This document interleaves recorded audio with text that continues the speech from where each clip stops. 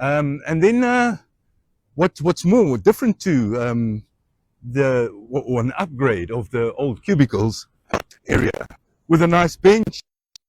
You can sit here. This is great, and you have a lovely view of Swakopmund's Mole Beach. Yeah, this is actually stunning. You can come here with your family, just by yourself, just relax and enjoy the beauty that we have that makes Swakop so unique. So Swakopmund has got another lighthouse, a second lighthouse, and it's been called the Wooden Lighthouse.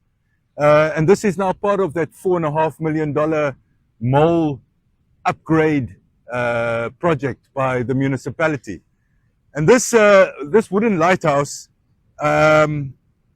is obviously not nearly as magnificent as Swakopmund's iconic lighthouse, but it is something artistic, something that will add value to this area.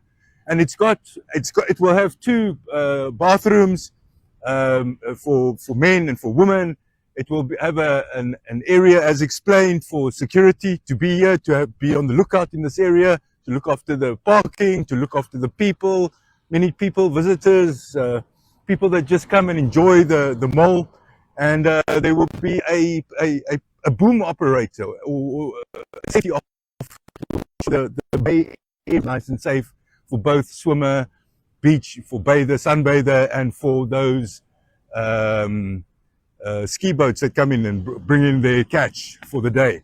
So lovely upgrades, and something to look forward to. As we can see, it's not completely done yet. Linda Mapupa said this will be done before the end of this year, obviously, but we're looking forward to the official inauguration of this entire thing. So when you come to Swakop, make sure that you visit all this area. Make use of it, because it's usable and it's enjoyable.